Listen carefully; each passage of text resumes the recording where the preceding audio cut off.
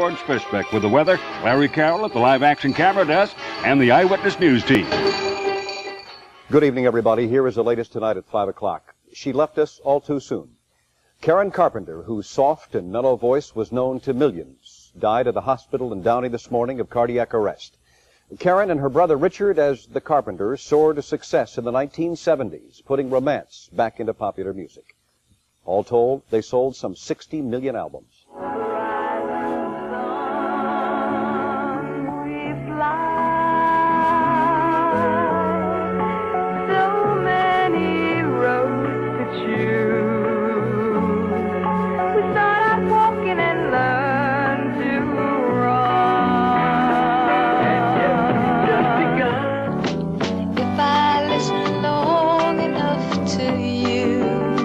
I'd find a way to believe that it's all true, knowing that you lied straight-faced while I cried wide.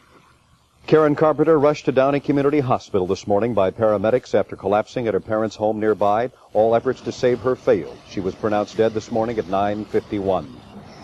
Carpenter was the victim of anorexia, a compulsion to diet which can lead to starvation. It's not known yet whether anorexia was partly responsible for her death at the very young age of 32. Some of Karen's fans, hearing the news, gathered outside the hospital. But they were good people, and they've always helped Downey out as far as I know. They've been around here all their lives, and they've done a lot for Downey, and they donated band equipment to Downey schools, and they've done a lot to help the community. And a longtime resident of Downey, Karen Carpenter had attended the local high school there. It was while there that her musical talent got its first recognition. She played the drums, was part of Downey High's marching band, and sang in the choir. The Carpenters first won real attention when they won the Battle of the Bands in 1966. Their first recording contract was with Herb Alpert at A&M Records, and from then on, only success, the Grammy Awards, and numbers of gold records. Karen's songs made a significant change in the musical tastes of the 1970s, from hard to soft and romantic rock. A loss to the entire world of music, and to all of us. Karen Carpenter dead at the very young age of 32. Ann? You've been talking about it, Paul. She accomplished a great deal in the short time that she was alive. Karen Carpenter brought happiness to millions of people around the world who enjoyed her music and followed her career. Our Nancy Gold is with us right now for more on Karen's songs and her life. Nancy. It's hard to believe, Ann. So sad. She had only just begun to live. A tragedy befell Hollywood and the world today, having learned of the sudden death of singer Karen Carpenter, a woman who had dedicated her life to song.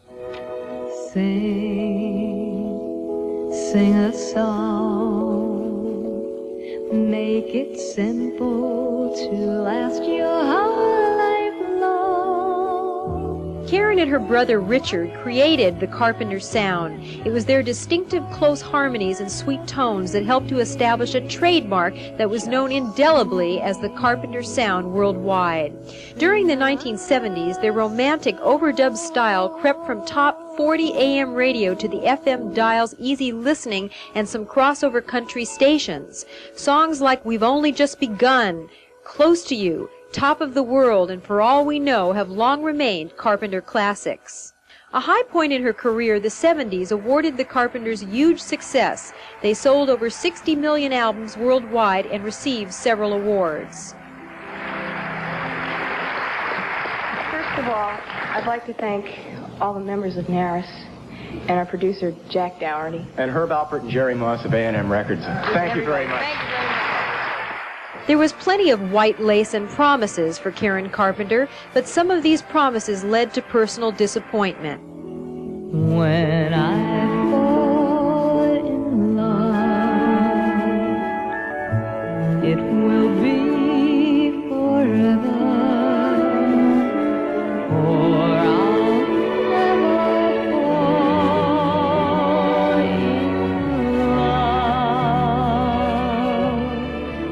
She was married on September 2nd to Thomas Barris of Newport Beach and was in the process of a divorce before she died. The last time Karen made a public appearance was a few weeks ago. When the Grammy Award nominations were announced, she was happy to be out with her friends. A lot of times things like this get everybody that hasn't seen each other for so long back together, and so it's a big party. And the moment I can feel that, you feel that way too, is when I fall in love with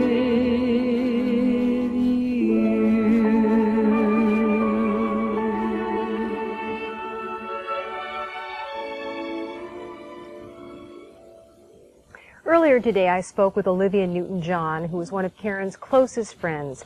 She was greatly shocked and saddened by her death, but made these comments, and I quote, "She was always concerned about other people. She was really a loving person.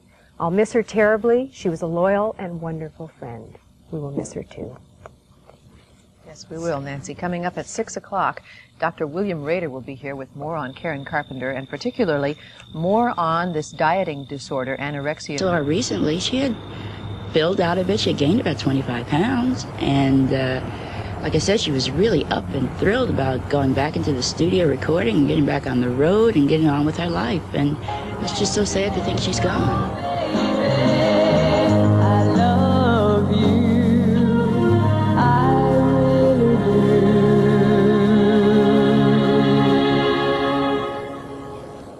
Karen Carpenter, cardiac arrest. She was only 32. Thank you, Gary.